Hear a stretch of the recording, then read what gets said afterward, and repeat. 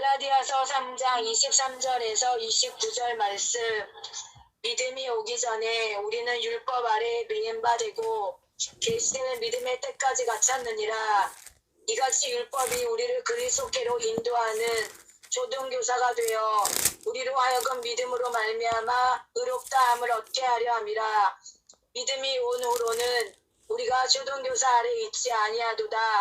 너희가 다 믿음으로 말미암아 그리스도 예수 안에서 하나님의 아들이 되었으니 누구든지 그리스도와 합하기 위하여 세례를 받은 자는 그리스도로 옷 입었느니라. 너희는 유대인이나 헬라인이나 종이나 자유인이나 남자나 여자나 다 그리스도 예수 안에서 하나이니라. 너희가 그리스도의 것이면 곧 아브라함의 자손이요 약속대로 유업을 이을 자니라. 아멘. 아멘. 아멘. 감사합니다. 감사합니다. 말씀을 위해서 슬슬 네 번째 시간에서 영적 이스라엘과 영적 바벨론이라는 제목으로 이한드레 목사님께서 말씀 선포가 있겠습니다. 네, 목사님 부탁드립니다. 할렐루야. 좋으신 아버지 감사합니다. 오늘도 저희들이 함께 모여 말씀을 나누고 또 함께 기도합니다. 성령 투어 가운데도 이렇게 기적의 방에 함께 모였습니다. 모든 일정 가운데 모든 것 주관하셔서 예비하시는 은총 베풀어 주시고 또 합심하여 기도하며 이렇게 기도로 동참하는 모든 분들에게도 동일한 은혜로 역사해 주십시오. 부족한 점 오늘도 말씀을 들었습니다. 인간의 연약한 것 다 십자가 뒤에 감춰두시고 오직 하나님의 말씀만 드러나게 하시고 피차 은혜 받고 이렇게 합심하여 기도의 자리로 나아가서 오늘도 우리의 기도의 분량을 채우고 기도의 사명을 이룰 수 있도록 도와주십시오. 예수님의 이름으로 감사하며 기도를 옵나이다. 아멘. 아멘.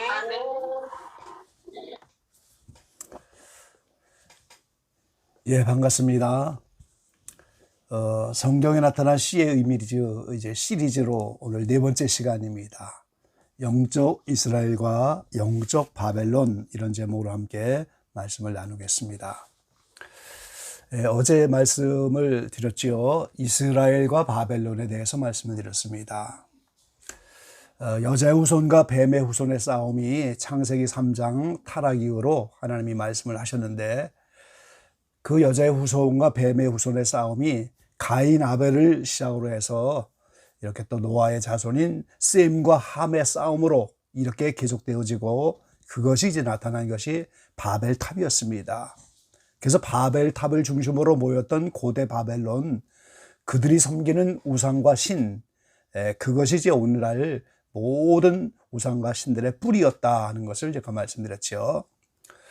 그러고 나서 이제 하나님은 셈의 가문을 일으키셔서 이스라엘을 다시 세우시는데, 그 이스라엘이라고 하는 나라가 세워지니까 또 상대적으로 바벨론이라고 하는 나라가 세워지는 거예요.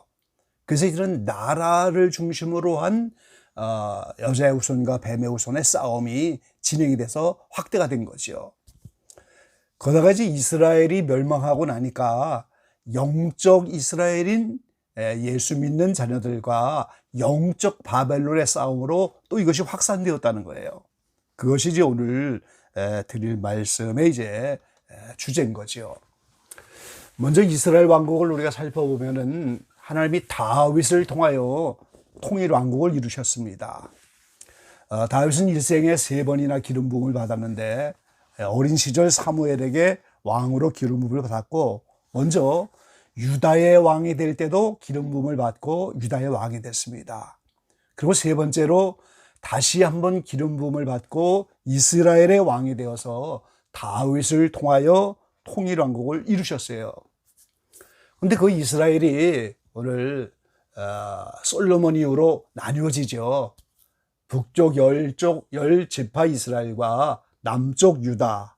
그래서 그 이스라엘은 아수르에서 멸망당하고 남쪽 유다는 바벨론에 의해서 멸망당합니다. 그리고 이제 신약에 와서 AD 70년에 로마에 의해서 온 이스라엘이 멸망되었어요.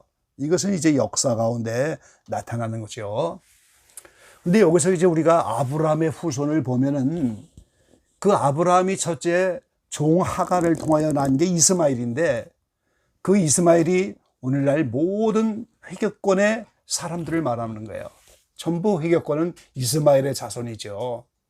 그리고 이제 약속의 자녀 성령을 따라 난 이삭, 그 이삭의 후예들이 오늘날 유대인이고 이스라엘입니다.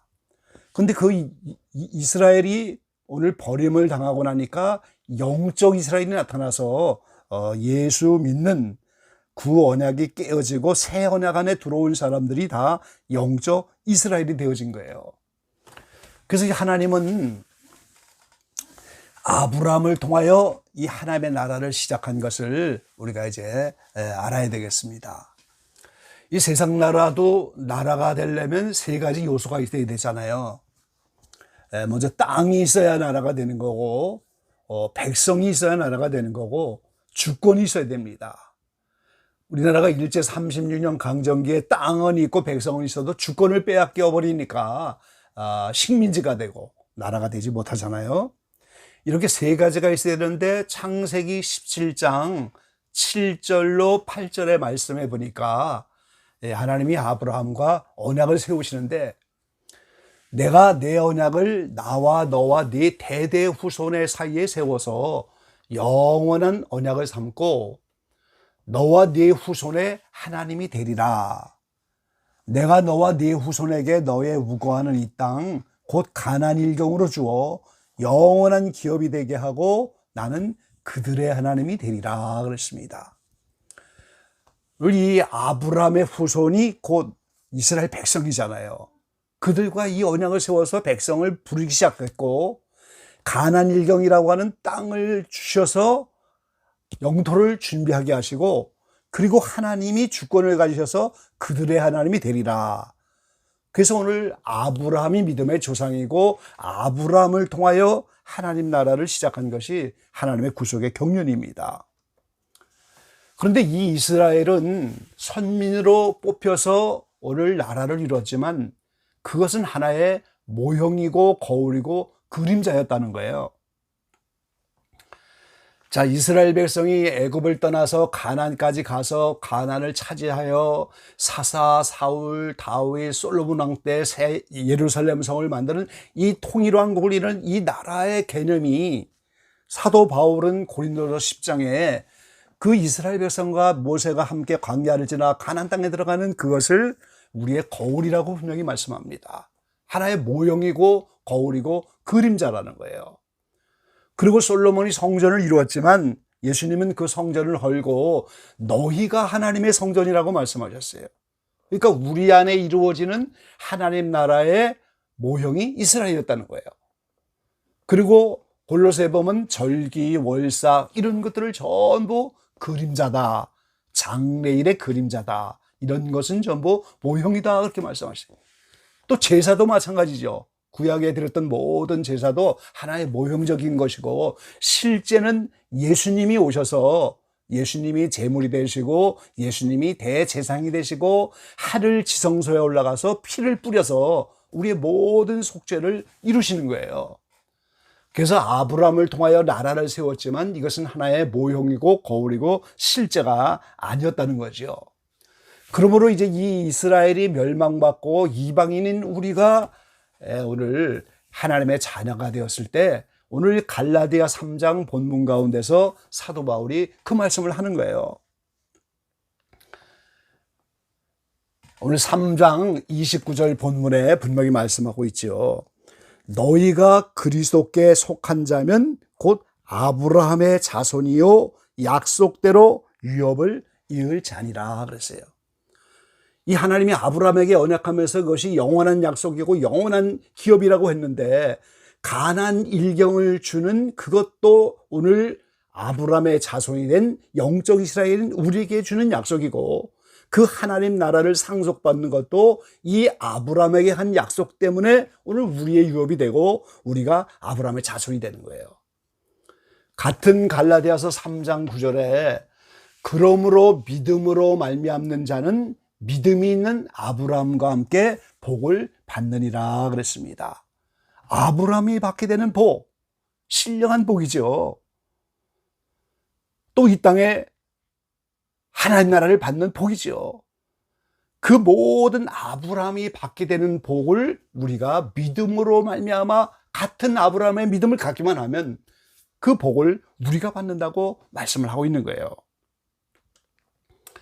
그래서 오늘 육적 이스라엘이 멸망하고 영적 이스라엘, 다시 말하면 모세의 언약은 깨어지고 예수님이 새 언약을 만드셔서 이스라엘 민족이 되었던 이방인이 되었던 누구든지 새 언약 안에 들어오면 영적 이스라엘이 되어지는 거예요.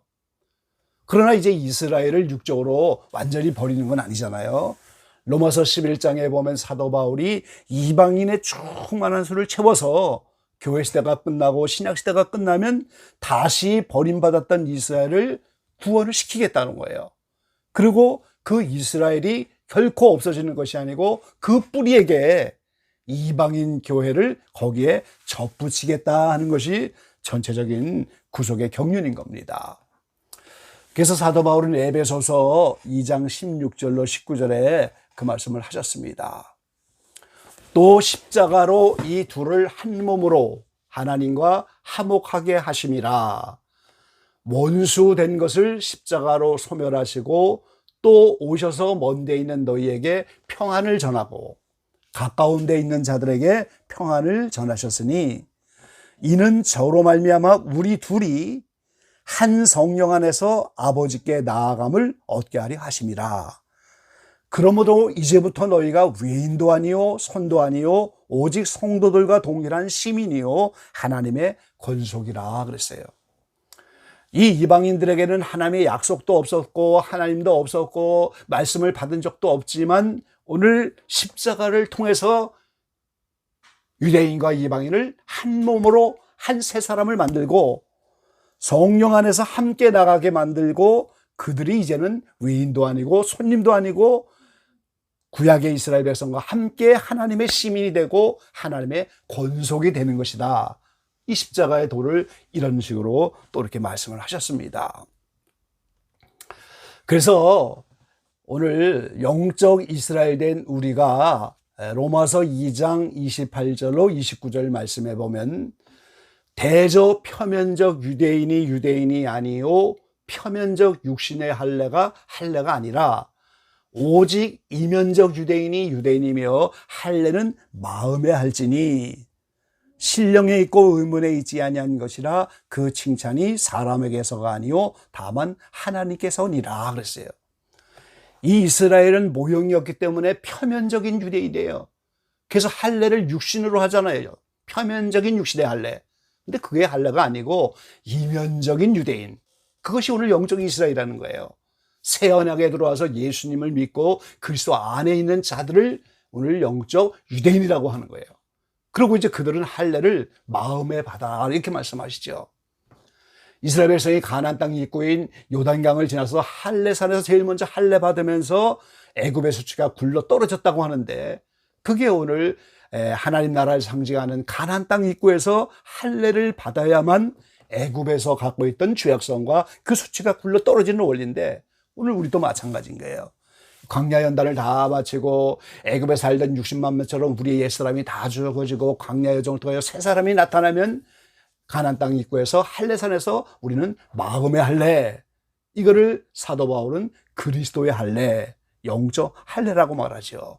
그래서 우리가 이런 마음의 할례를 받고 이제 사도 바울처럼 로마서 8장에 죄에서 해방이 되어지는 것처럼 그런 신앙의 경지가 돼야 오늘 영적 이스라엘로 완성이 되어지는 겁니다. 이렇게 이스라엘이라고 하는 나라가 없어지고 영적 이스라엘이 생긴 것처럼 육적인 바벨론이 없어지면서 영적 바벨론이 또 동시에 나타난 겁니다. 그래서 니물롯의 바벨탑을 뿌리로 한 모든 이방인과 우상들, 그 뿌리가 다 바벨탑에서 나왔다고 제가 말씀드렸죠. 그들이 영적인 바벨론이 되어서 하나님을 대적하는 적그리스도의 모습으로 측미시대에 나타나는 거예요. 이거를 요한계시록은 큰 성 바벨론이다 이렇게 말씀하셨어요. 이 적그리스도가 자리를 잡게 될 큰 성이 있는데 그걸 영적으로는 바벨론이라고 하는 거예요. 그래서 이 영적인 바벨론은 이 적그리스도가 이제 잡는 세상이 될 터인데 그 적그리스도를 성경에는 거짓 선지자다 이렇게 말합니다. 그 적그리스도를 성경에는 가라지라고 말해요. 그 적그리스도를 성경은 음녀라고 말하고 있어요. 그 적그리스도를 성경은 불법을 행하는 자들이다 이렇게 말씀하세요.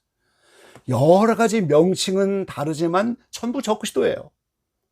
하나님과 예수 믿는 사람을 대적하기 때문에 적그리스도고, 거짓 교리, 잘못된 성경의 교리를 가지고 와서 성도들을 미혹하기 때문에 거짓 선지자입니다. 그리고 성도들을 하나님의 말씀을 떠나 마귀를 섬기게 하기 때문에 음녀라고 하는 거예요. 그 대표적인 음녀가 7머리 10뿔입니다. 바벨론을 중심으로 하여 예루살렘을 7번이나 공격하는 인류 역사가 나타났는데 이제 마지막 7번째 머리가 바로 적그리스도예요. 사탄 루시퍼가 직접 내주합이라는 적그리스도인데 그 10뿔, 10나라가 뭉친 나라로 나온다는 거죠. 그리고 이제 그 밑에 큰 음녀, 이제 이 큰 음녀가 모든 작은 음녀를 만들어내는 장본입니다. 7머리 10뿔 짐승은 메시아처럼 성전에 앉아있지만 이 큰 음녀가 그 앞에 권세를 받아서 온 세상의 적그리스도의 사역자들을 파송하면서 그게 666이에요. 그 편은 그 당시가 돼야 이제 나타나겠죠. 적그리스도 사역자들을 다 파송하면서 모든 성도들을 다 하나님의 말씀을 떠나 음행하고 표를 받게 하는 장본인데 이게 다 불법을 행하는 자들이고 이들은 개인적으로 예수 믿고 성령 받고 떠났지만 결국은 정욕으로 타락하여 성령이 떠나고 악령이 합일하면서 가라지가 된 사람들이에요. 이거를 전부 우리는 영적 바벨론이다 이렇게 말하는 겁니다. 데살로니가후서 3장 9절로 10절 말씀에 보니까 이제 사도 바울이 악한 자의 이 마음은 사단의 역사를 따라 모든 능력과 표적과 거짓 기적과 불의의 모든 속임으로 멸망하는 자들에게 이 말이니 이는 저희가 진리의 사랑을 받지 아니하여 구원함을 얻지 못함이니라 그랬어요. 이 악한 자가 이제 적그리스도가 임한다고 하는 것인데 이 적그리스도가 불법을 행하는 불법의 아들입니다. 근데 그 배후에는 사탄의 역사가 있다는 거예요. 그래서 사탄의 역사를 통하여 능력도 나타나고 표적도 나타나고 거짓 기적도 나타나고 불의가 나타나는데 이들은 사탄이 거짓의 아비가 된 것처럼 모든 속임으로 멸망하는 자들에게 임한, 그러니까 거짓으로 임하는 거예요 지금. 근데 그들은 다 진리의 사랑을 받지 못해서 구원함을 얻지 못함이니라 그랬어요. 같은 장의 11절로 12절에도 말씀하시죠. 이러므로 하나님이 유혹을 저희 가운데 역사하게 하사 거짓 것을 믿게 하심은 진리를 믿지 않고 불의를 좋아하는 모든 자로 심판을 받게 하려 하심이니라 그랬어요. 이 하나님이 이 구약시대에 가끔 나오잖아요. 내가 가서 속이겠습니다. 이런 속이는 영이 하나님 앞에 있는 거예요. 그러니까 이런 속이는 영들이 다 유혹을 해서 이제 거짓 것을 믿게 하는데 그 거짓 것을 믿게 하려니까 이단 교주도 있는 거고 잘못된 사상도 있는 것이고 수많은 거짓 것들이 많이 있는 거예요. 근데 그거는 진리를 따르지 않고 불의를 좋아하는 자들이 유혹을 받아서 그걸 믿어야 그들이 심판을 받을 거 아니겠어요? 그래서 이 적그리스도와 이 모든 영적 바벨론을 하나님이 심판받고 멸망하는 자들을 위해서 거짓 것으로 세우는 겁니다. 그래서 이제 우리가 분별이 필요한 것이고 이 시대에 이 거짓을 잘 깨달아야죠. 예, 이 영적 바벨론의 의미를 우리가 잘 깨달으려면 자칭 유대인이 누구인가 우리가 이것을 알아야 되겠습니다. 자, 요한계시록 2장과 3장에는 자칭 유대인이 2번 나오는데 2장 9절에는 내가 네 환난과 궁핍을 아노니 실상은 내가 부요한 자니라. 자칭 유대인이라 하는 자들의 회방도 아노니 실상은 유대인이 아니요 사단의 회라 그랬어요. 그리고 계속 3장 9절엔 빌라델피아 교회 말씀하시면서 보라 사탄의 회 곧 자칭 유대인이라고 하나 그렇지 않고 거짓말하는 자들 중에서 몇을 내게 주어 저희로 와서 네 발 앞에 절하게 하고 내가 너를 사랑하는 줄을 알게 하리라 그랬습니다. 자, 이 계시록 2장과 3장에는 아시아의 7교회를 모형으로 하여 주님이 말씀하시는 내용인데, 이 아시아의 7교회는 시대적으로 되어질 교회의 흐름을 말하는 동시에 교회 시대의 모든 교회와 성도들을 대상으로 말씀하시는 거예요. 그러니까 그 7교회에 들어가 있는 책망하시는 말씀, 권면하시는 말씀, 이기는 자들에게 주신 약속의 말씀, 칭찬의 말씀, 이런 것들이 모든 교회와 성도들에게 전부 말씀이 되는 거예요. 그리고 사도행전 7장에 보면 스데반 지사님이 순교하면서 모세와 함께 이스라엘이 광야를 지날 때 그를 광야 교회다 그랬어요. 그러니까 이스라엘이 모형이고 거울이기 때문에 이스라엘이 광야 40년 지나간 것이 이 교회 시대의 모든 교회들의 모형이기 때문에 그거를 광야 교회다 이렇게 말씀해요. 그래서 계시록 2장 3장과 계시록 전체의 내용이 광야 교회와 일치하는 겁니다. 이 요한계시록의 7년 대화란을 바탕하여 이 계시록의 말씀을 깨달을 수 있는 것은 이스라엘을 통해서 모형으로 광야교회의 모습을 보여줬기 때문에 그것이 실제적으로 영적 이스라엘인 우리에게 그대로 적용이 된다는 거예요.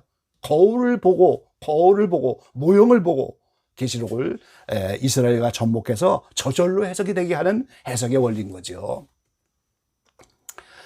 자, 우리는 그래서 계시록 2장과 3장에 아시아 7교회 말씀을 하면서 매 교회 끝에 성령이 교회들에게 하실 말씀을 들으라고 하잖아요. 귀 있는 자는 들을지어다 계속해서 간곡히 말씀하잖아요. 그래서 우리가 영적 귀를 열어서 들어야 되는데, 2번이나 등장하는 자칭 유대인이 사단의 회인데 이게 거짓의 아비가 역사하는 것이고 이제 모든 것을 거짓으로 하는데 스스로 자칭 유대인이라고 말하겠습니까, 여러분? 도둑이나 도둑입니다. 강도가 나 강도질하러 왔어요. 그런 도둑과 강도가 어디 있겠어요? 그래서 이 자칭 유대인은 사탄의 회이기 때문에 사탄을 왕으로 섬기려고 하면서 인류 역사의 여러 명칭을 가지고 거짓과 음모로 성도들을 대적하고 하나님의 말씀을 변개하고 성도들을 정욕으로 미혹하고, 이것이 전부 이들의 사역인 거예요. 그래서 정치를 잡고 경제를 잡고 군사를 잡고 언론을 다 잡아서 전부 거짓으로 언론을 만들고, 그래서 온 세계를 그 힘으로 통합하고 인류 전체를 노예화시켜서 적그리스도의 부하들로 삼으려고 하는 것이 그들의 계획인 겁니다. 이거를 한마디로 우리는 자칭 유대인인데 이것이 여러 명칭으로 이 시대에 쓰이고 있다는 사실을 알아야 됩니다. 이거를 다 드러내려면 수많은 시간이 필요하겠죠. 오늘 영적 바벨론 자칭 유대인의 이 의미를 좀 깨달으셔서 영적 이스라엘인 우리가 어떻게 이 시대에 싸울 것인가 오늘 깨닫게 되고, 이런 영적 눈이 열려지는 기적의 방 모든 지체가 되시기를 주의 이름으로 간절히 기원합니다. 아멘.